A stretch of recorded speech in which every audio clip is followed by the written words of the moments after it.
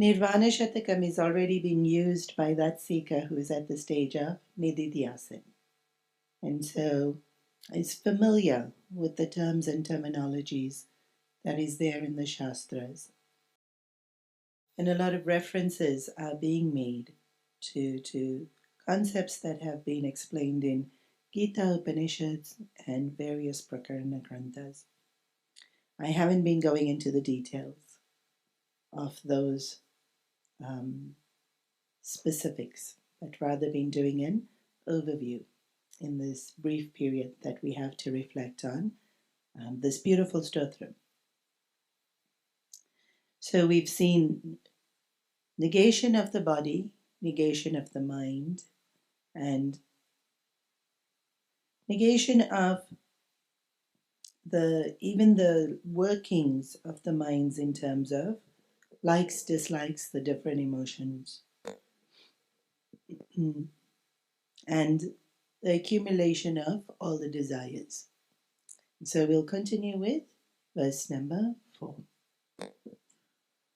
न पुण्यं न पापं न सौख्यं न दुःखं न पुण्यं न पापं न सौख्यं न दुःखं न मन्त्रो न तीर्थं न वेदा न यज्ञाः न मन्त्रो न तीर्थं न वेदा न यज्ञाः अहं भोजनं नैव भोज्यं न भोक्ता अहं भोजनं नैव भोज्यं न भोक्ता चिदानन्दरूपः शिवोऽहं शिवोऽहं चिदानन्दरूपः शिवोऽहं शिवोऽहं चिदानन्दरूपः शिवोऽहं शिवोऽहं नन्दरूपः शिवोऽहं शिवोऽहम्. When we're studying Vedanta, it's very important we know at which level we are discussing. So there is this relative reality, this transactional work, where you wake up, have to negotiate traffic to get here, have to go off to your jobs, have to pay the rent, have to all those things that exist in terms of what we would consider life. And there is that functional aspect and how to operate in that functional aspect. And so the term I've used is relative reality. And then in Vedanta, what we are aspiring to do is transcend our mind and experience absolute reality. And so when discussing, are we discussing relative reality? Are we discussing absolute reality? Because we tend to stay here in relative reality.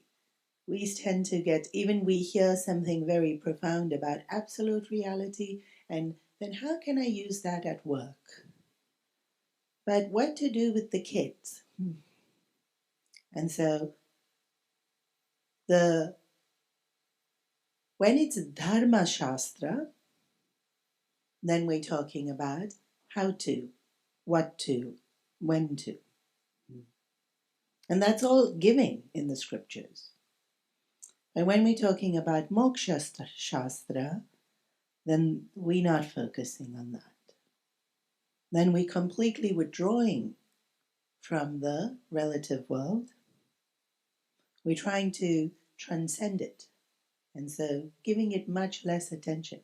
In fact, seeing more clearly that it is impermanent, it is fleeting, it isn't the source of our happiness. So that we can turn our mind to absolute reality. Nirvana Shatakam is Moksha Shastra. And so This first line in verse number 4, na punyam na papam. In relative reality, we know that the law of karma works. Every action has an equal and opposite reaction, and so do good actions. So we get good results, because we're going to have to face the results. It's going to come at some point in time. And so we spend so much of our time purifying, creating punya. So even after this life, wherever I end up, we can use that punya in heaven or in selecting my next birth. It's almost the most valuable commodity we have, punya, because it comes with us wherever we go, whichever lifetime, helping to become the vasanas that then influence even the way we act and think. So at Balvihar level, do good. Be good. The better you are, the better your life is. And then we get to Moksha Shastra, and Punya and Papa are the same, because they tie us back into the karma cycle.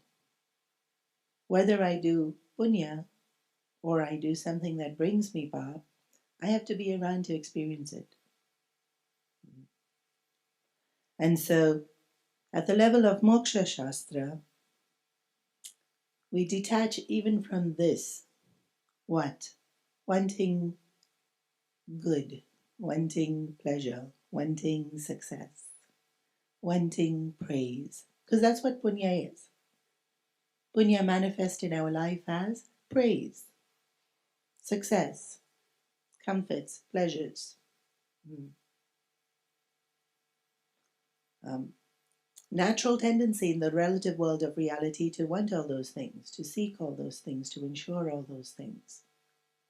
Whereas spiritual seekers, it's binding.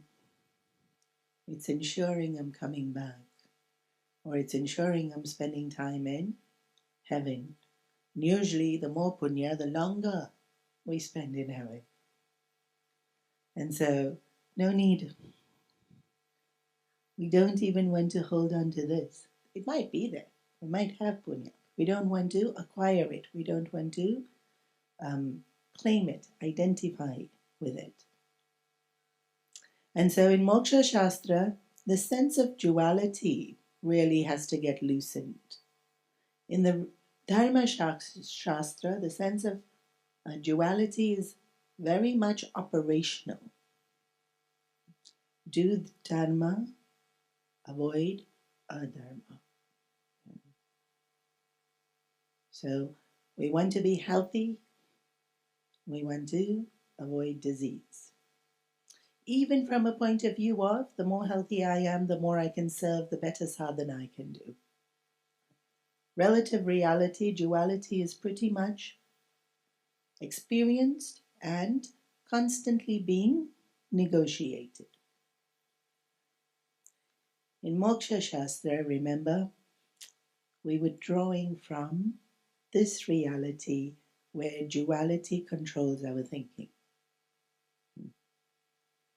And so, to know in the seat of meditation, this really helps with that sense of non-judgmentalism.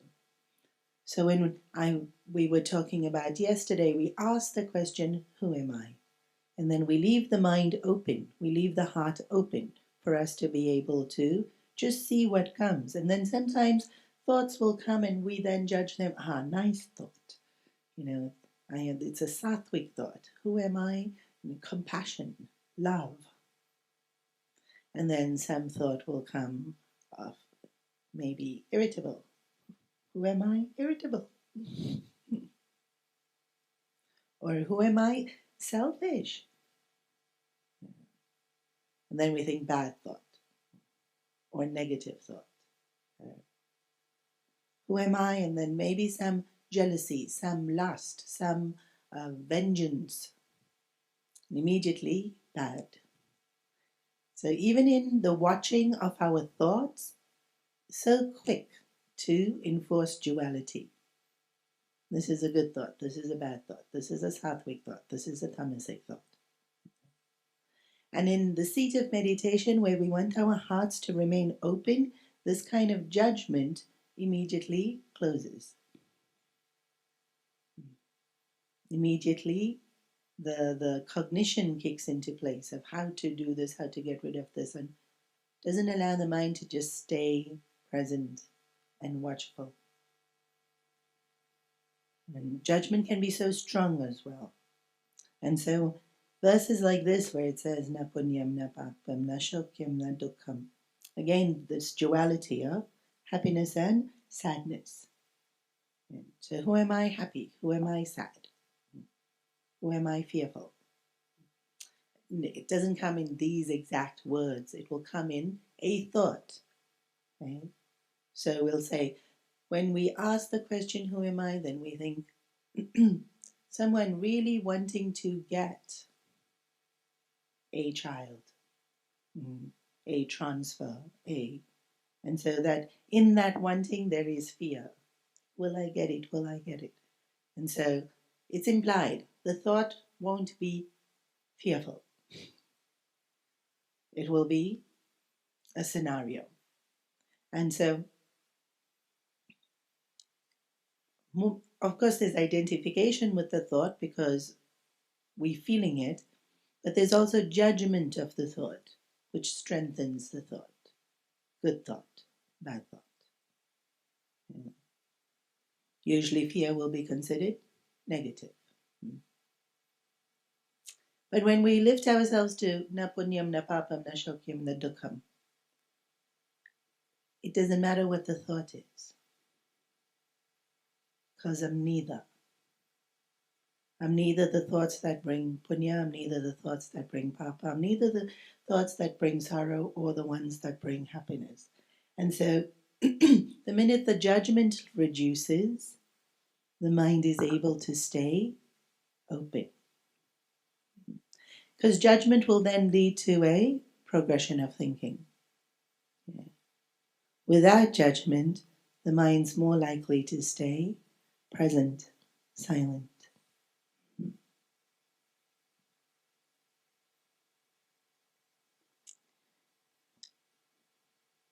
Na mantro na tirtam, na veda na yajna is referring to the means by which we use to attain this knowledge. And one of the most beautiful things is so many beautiful things about the tradition and the Veda and this knowledge. And one of them is that it tells you already in the very beginning you're not going to need it forever. So often the way we live in relative reality is we develop dependencies. Right? Even something as simple as never mind our gadgets and we get dependent on the gadget, right? So you use a particular software and then you keep needing to use it. Somebody else brings in another software and then now this is too difficult and this is too complicated. Give me back mine. And so we get used to doing something, even with technology or even a physical thing, a tool.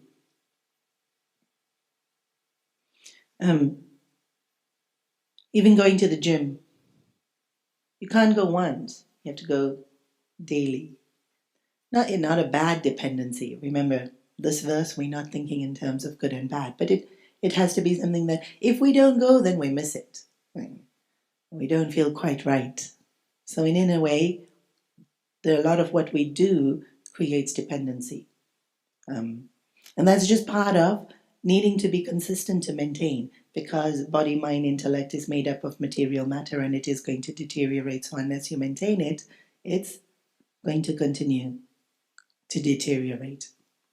Whereas the Vedas say, you're going to use me to learn this, and then you're not going to need me anymore. So already on the onset, there's no dependency.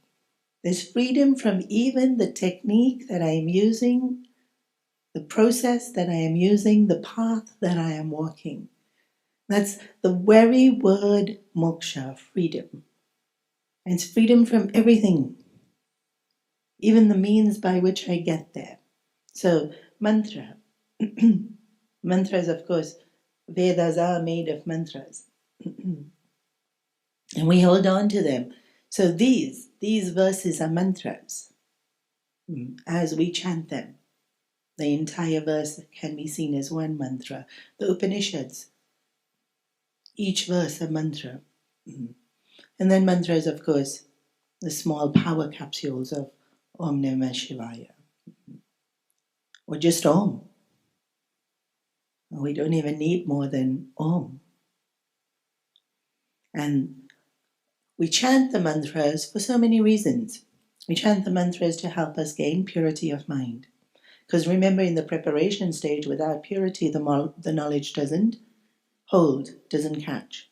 And so a tool or a means that we use to purify our minds. And then the mantras imbibe so much wisdom. And so we're using the mantras to gain that knowledge that helps us to transcend our mind. That Shravanam is to gain the knowledge, Mananam is to gain the knowledge, Nididhyasana is to experience the knowledge. And so that Mananam, Shravanam is listening to the mantras, expositions on the mantras, commentaries on the mantras. Mantras are small, and then we unpack them to be able to truly enjoy them.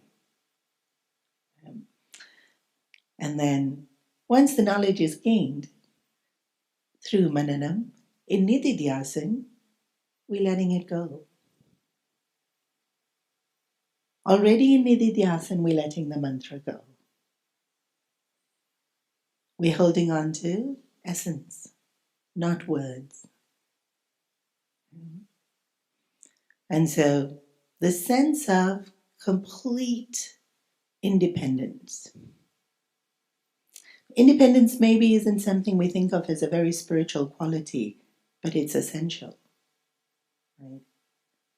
Bondage is dependency, because it's not somebody else binding us. Yeah. Our own mind is. Our own mind is binding us. Our own mind is taking away our freedom because we need to have body be a certain way, mind be a certain way, the room be a certain way. Our own mind is binding us because the thoughts come and go without us quite being able to control them. Judgment comes so quickly. Before we even realize we've made a judgment, we've already made so many.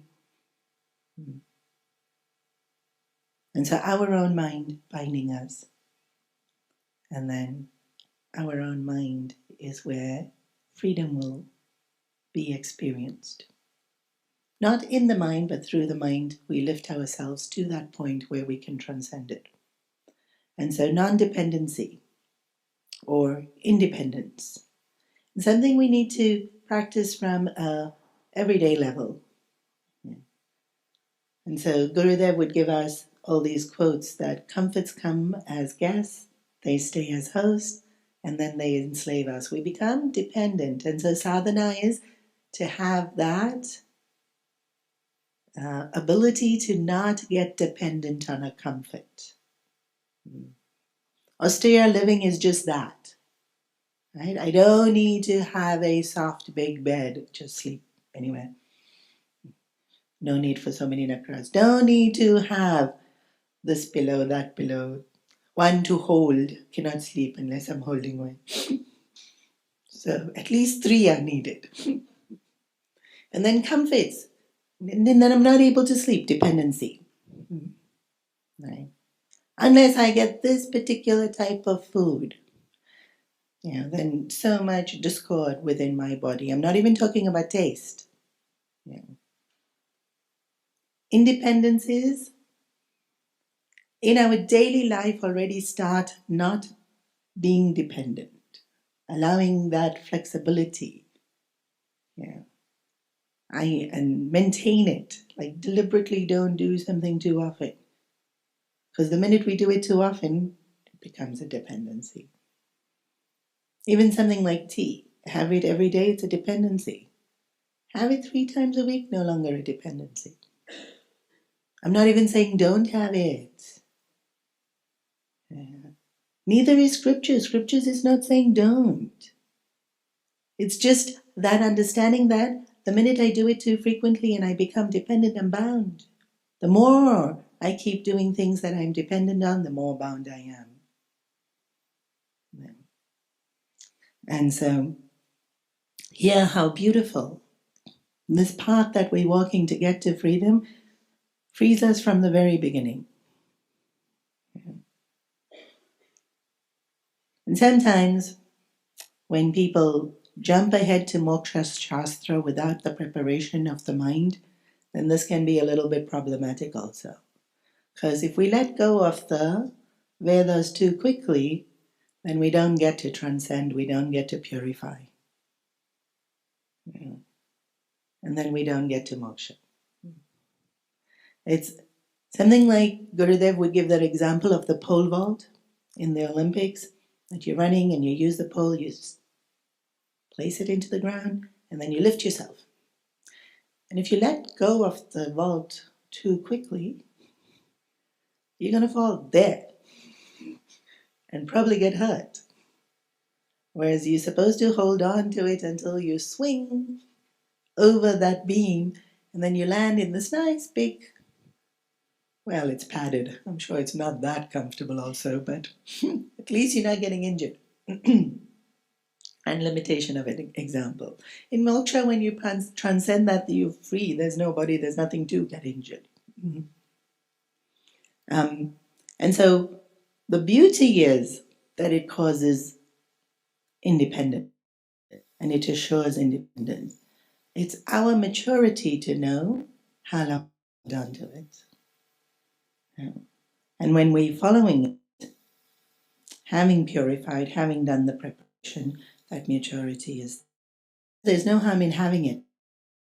If once attained, Vedas no longer attained me, they can still be cherished, they can still be worshipped, they can still be referred to.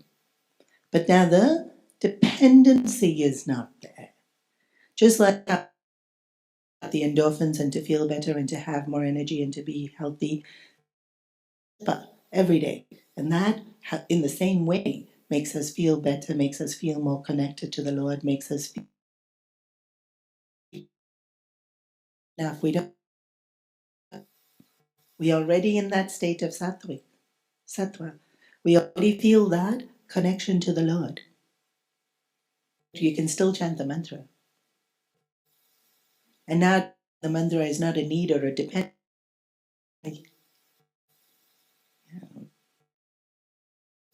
So, the mantra, Gita is the yatra. So, the means is all the different sadhanas, all the sadhanas that we use, and focused mainly on it as the means of knowledge, but this referring to the practices we can do as spiritual seekers. All of us taking us closer, but none of us binding us. None of them binding, none of them. Only if there is the correct understanding when practicing it. Because, of course, ignorance binds us. And so anything we do with ignorance, then that action may also bind. If we sadhana with the lack of understanding, maybe superstition creeps in, maybe fear creeps in. Superstition will lead to fear, creep in. Attachment can creep in. That's because the ignorance allows that to happen. And it's ignorance that's binding us and not the path or the mantras or the tirtham or the upasana. Aham bhojanam neva bhojam na bhokta. We refer as the Triputi, the seer seen seeing, or here specifically the enjoyed chocolate. And so remember this earlier I said duality, sense of difference. There's this constant sense of difference in the world of reality. I am different to everything. I'm different to you. I'm different to the world. Everything. So that sense of separateness in this quietness of meditation disappears. Now again, I'm going to, all these terms can be reflected on elaborately. And Upanishad verses are just on this, the Tripati of enjoyer, enjoyed, enjoying. But here, we're negating it. So I'm not this. So I don't need to go into it. Because you've already understood what it is, and he's saying, Nirvana Shatakam is saying, that's not who we are. And so maybe we don't realize it, but it will pervade our thinking. The division pervades our thinking. Enjoyer, even just the feeling of enjoyer, pervades our thinking because it's linked in with desire. And then all the different vasanas in where I find my enjoyment. And so that whole line of thinking that comes in with enjoyer, I am none of all of that. So now there's way less thoughts. Because enjoyership thought occupies so much of the volume of the number of thoughts I have in a day. But we'll keep reflecting on verse number 5. न मे मृत्युशङ्का न मे जातिभेदः न मे मृत्युशङ्का न मे जातिभेदः पिता नैव मे नैव माता न जन्म पिता नैव मे नैव माता न जन्म न बन्धुर्न मित्रं गुरुनैव शिष्यः न बन्धुर्न मित्रं गुरुनैव शिष्यः चिदानन्दरूपः शिवोऽहं शिवोऽहं चिदानन्दरूपः शिवोऽहं शिवोऽहं चिदानन्दरूपः शिवोऽहं शिवोऽहं चिदानन्दरूपः शिवोऽहं शिवोऽहम्. I have no fear of death. This is really a place all of us would like to be at. All of us would truly be able, if we can truly say this statement, meaning it. Because, again, fear of death pervades so much of our thinking. The recent pandemic really showed us that. And even in the fear of death is included fear of discomfort, fear of weakness, all of that. And I think it's Tukaram Maharaj who said, my death has died. The only time we can truly be fearless if we know it doesn't stop us. Right? But if we do feel death is an end, it will cause fear. It's just natural, right? If something's going to end, then especially if it's my end, it's going to cause apprehension. It's going to cause turmoil. But if death's a non-event, then I don't fear it. And so I loved that statement of the Karam, my death has died. And so this first line is really, I am not the body, because body is the one that dies. And then it's talking about all the varnas, the caste, again, associated with body. And then these roles that we play the role of a parent, so a mother or a father. And so many of the other relationships are roles that we play, all linked into body. Father is only because of the connection between body. Right? And then, in the same way, many of the other roles that we play is in terms of connection of the body. But here, na guru me neva shishya. Not even the role of guru and shishya. This one may be not linked into body. Now, parents, siblings, cousins, all of that linked into body. Even spouse linked into body. But guru and shishya relationship not linked into body. And even that's the one that's emphasized here.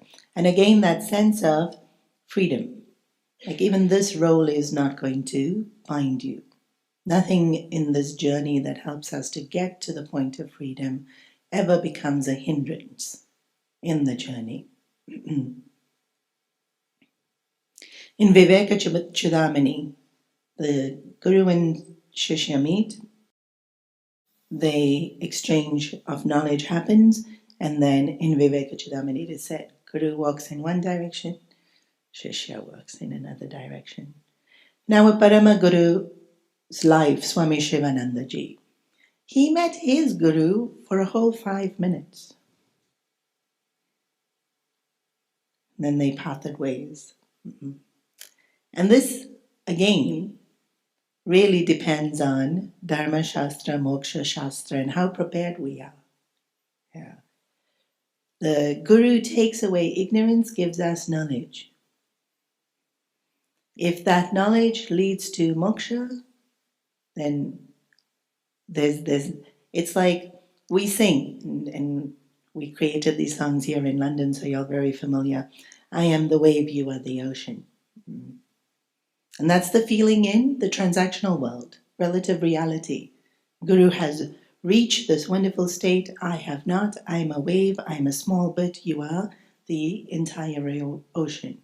But the purpose of the knowledge that the Guru is giving us is I get to, I am the ocean. Right? That's why I'm going to Guru, to get the knowledge of I am ocean. And then once I get to I am ocean, I don't say we are ocean. No. An ocean wouldn't say that. There's just one ocean. There can't be we are ocean. But our thinking in relative reality is that. In relative reality, I get to a certain green belt, black belt. We are black belts. We are professionals. We are. But not when we are ocean doesn't work. We are space doesn't work. Because we assumes different entities working together goes against the very grain of oneness. So now Guru Meneva Shishya have become that one essence that pervades all of creation and sees no difference. But from a relative reality, we will always bow down to Guru. And until we get to absolute reality, I can't say I'm the same as my Guru. So these roles that we play is body and mind. Connection is there to the body, but then of course the roles get played out in terms of mind and our thinking patterns. And here the idea is that mind is so much more. We can drop body, and dropping mind sometimes not as easy. And I read a nice example to explain that sometimes we travel, we go from one city to the other. So came from Hong Kong to London, and jet lag, disorientation. So you wake up in the morning. So yesterday, well, it's been a while, but let's just, for convenience sake, last week I'm thinking, I am in Hong Kong. Then wake up here, and I'm thinking, where am I? I'm in Hong Kong? No, wait, I'm in London. So, body already got here. Body is very much in London. Mind might take a while to orientate. Few seconds in the morning, but the difference between they're not always so connected, and more importantly, mind is far more pervading. It can still be in Hong Kong, while body is very much here. So the I am in Hong Kong, I am in London. The common is? I am very good. Couldn't hear y'all. So everyone in Hong Kong is still saying, I am in Hong Kong, even though I'm not there. And I'm here now, and after I leave, everyone here will still be saying, I am in London. So if in those few moments where the mind hasn't quite caught up, body is in London, mind is in Hong Kong, but truth self is everywhere.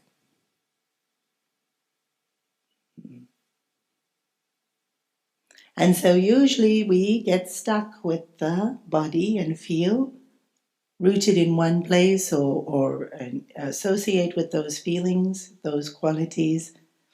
And here the whole idea of Chidananda Rupaha Shivoham Shivoham is drop.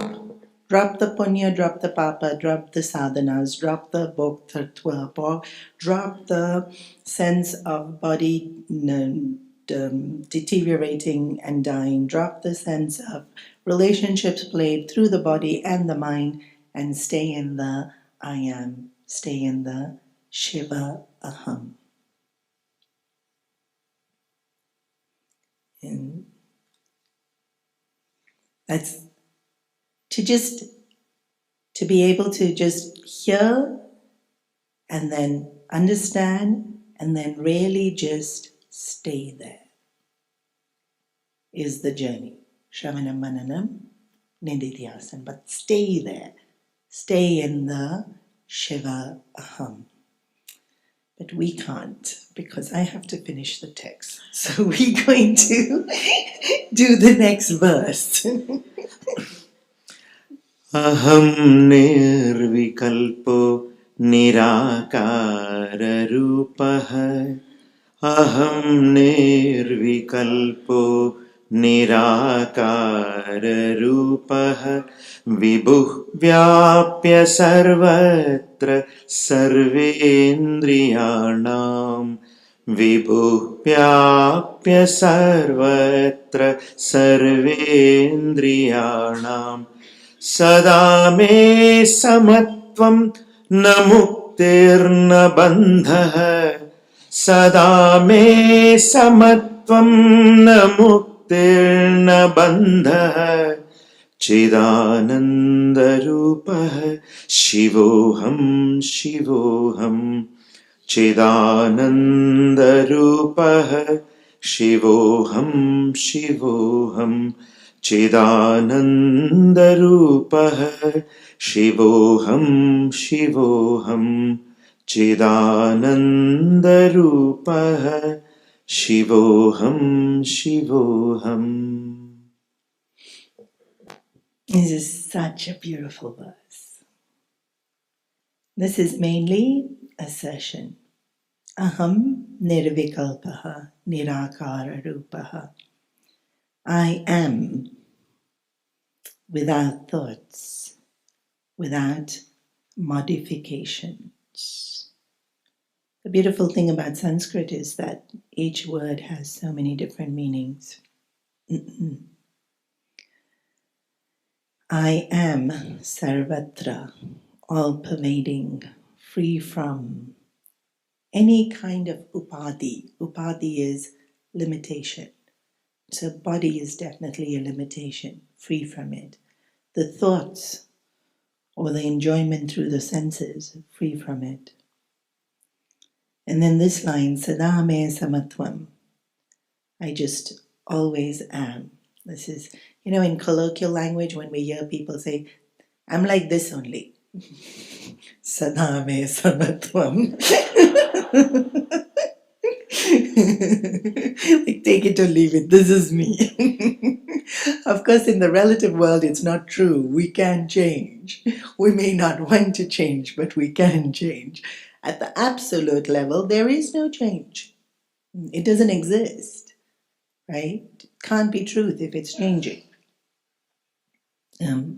So the whole spiritual journey is that, with the help of Guru or Krishna, in the Gita Dhyanam, the verse is given, takes us across this vast, horrendous, turbulent ocean. And then you reach the shore. You get off the boat and you look back, and what do you see? There was no ocean. Oh, you've never heard this before? You're looking quite shocked.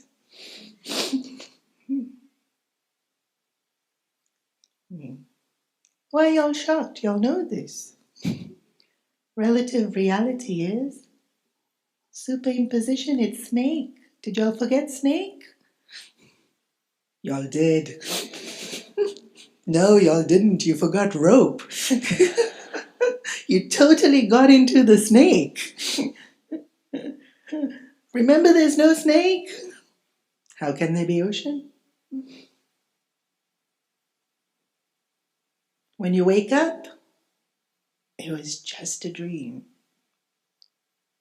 When you wake up, it was just a dream.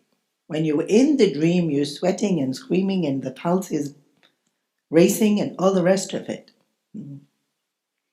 And so finally they're saying, yeah, there was never any bondage. And so how can there be moksha? So beautiful this verse is. Yeah. The logic is a little bit abstract, but earlier in 5 when we spoke about namrityu, well, there's no fear of death, though there may be physical of the body. There were, and midlife is when you start to become aware of the fact that I'm going to die. Or when people near and dear to us. And so the thought kept like a bee in it, that I need to figure out how to get rid of this fear of death. I need to figure out how to get rid of death. And so he got permission from wife, parent, everyone, and he leaves on his journey to find somebody who helps him with this question that is causing so much havoc in him.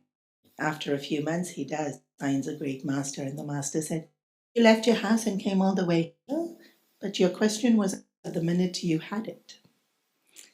To get rid of the fear of death.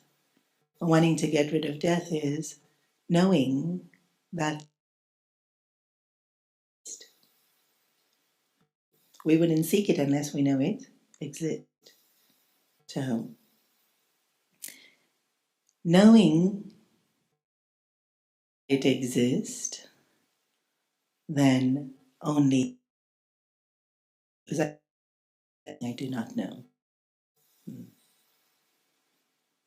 I'll only desire it if I know it exists. So I already know it exists. What? Deathlessness. How do you know it exists? Because we have it.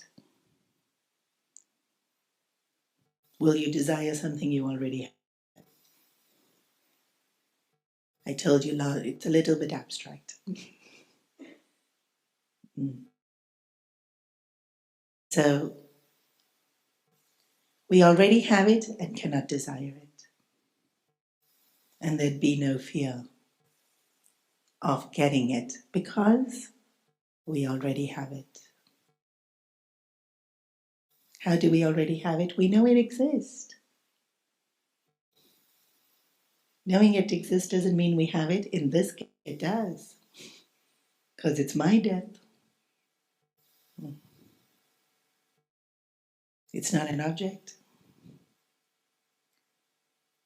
Then we forgot. We imagined this vast ocean with turbulent creatures. And then we got really invested in our imagination. We do, right? We get really invested. In anything that we create, we get really invested. Yeah.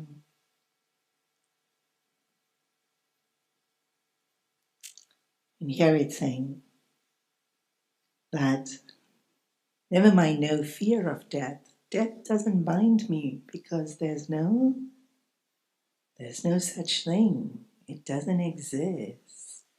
Remember, all of these are at the level of where I have transcended thought. Why? Bondage is in thought. Transcend thought and I'm free of it. What do I mean? If I'm angry, anything that makes me angry, then that thought of, no, I need a thing that's making me angry. Somebody insulted me. Now the thought of the person causes anger, frustration, irritation, insecurity. Yeah. The comment, the insult, is causing pain, hurt, rejection, which then is becoming anger. All of that is happening as thoughts. It's all happening as thoughts. Let's say that same comment, you such an idiot, right? You such an idiot comment causing me so much anger, causing me so much a sense of being insulted, and not being recognized, not being validated. Now let's say it's my brother or sister that said it. Am I insulted? Some of you maybe. Me? No. It's that banter that we have with someone who's really dear and close to us that we take it with zero seriousness. Am I having that avalanche of thoughts of you have insulted me? How dare you? I'm thinking, dare. You're a big idiot. That whole thing of anger, all those thoughts that created the angst, is not being experienced.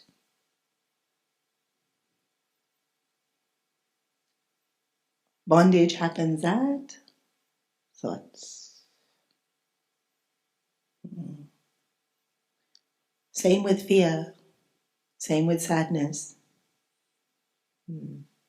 Even the feeling of I am body happens where? As a thought. Very, very subtle thought. Not even in the forefront of my awareness, but thought is there. I am body. Therefore, I have the feeling of being limited to this body. In deep sleep, I'm free from all of this. I'm free from the feeling of I am body. Free from all those angst of all the different types of emotions. Why? There's no thoughts. Okay. And so, as long as there's thoughts, I'll be bound? No. Just like when it's my sibling saying, you're such an idiot, I'm not. Because I don't take it seriously. We take our thoughts way too seriously. Usually they're lying to us. Our thoughts are telling us this is the way the world is. We believe the thoughts. I have a grandmotherly figure that comes to the ashram in Hong Kong on a regular basis. And very recently, very, very recently, something like 18 months ago, she said to me with this horror on her face, "Do you know this fake news?" It was the cutest thing.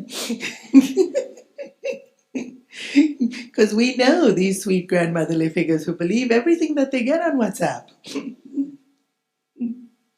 Have the realization that there's fake news and don't believe everything you get on WhatsApp. Suddenly, her world changed. It's up to us how seriously we take it.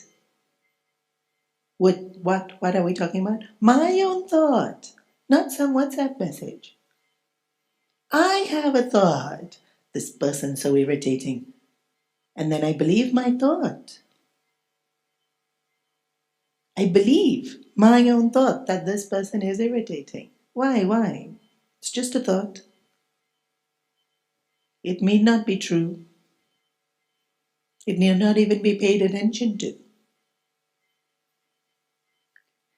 We don't have that gap between me and thought to realize it's not true.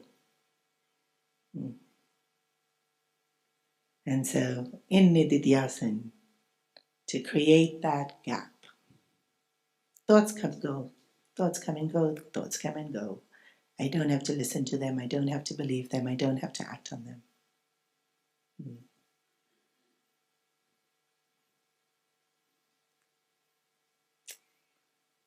Mananam, that's part of the Mananam journey. Having the thought come and looking at it and thinking, do I believe you? Usually we don't. Usually the thought comes and we assume it's true. That's why Gurudev gave us this technique of introspection. That's what we're doing in introspection. Questioning. Where did this thought come from? Why it's there? Is it useful? Is it true? None of the thoughts are true. Why will this one be true? Please note that. Like, it's not like one is more true than the other. None of them are true. Yet we take every single one as yes. And then feel bound. Are we actually bound? No. We're just feeling bound. Like a simulation program. We're feeling it. And that's why compassion, because we're feeling it. Is it actually true? No. Not at all. Yeah. Sometimes we organize a surprise party for someone, and then everyone else is so excited to give them the surprise, and then that person is thinking, everyone forgot me. No one's wishing me. No one loves me. And the whole day, such despair they go through. Is it true? No, so much excitement for the surprise party. But are they feeling it? They're feeling sad that everyone forgot them. The truth is, wait. But are they feeling it? Is it true? They're feeling it even though it's not true. We believe our thoughts. We don't question is it true or not. We just believe. Whatever our thoughts are saying, we believe. Yeah. Negate. When that thought comes, check. Useful thought to act on in this world? No, negate. This is not me. Anyways, I'm not any thought, but maybe some thought comes that's useful. Then use it. Otherwise, Chidananda Rupaha Shivoham. Shivoham.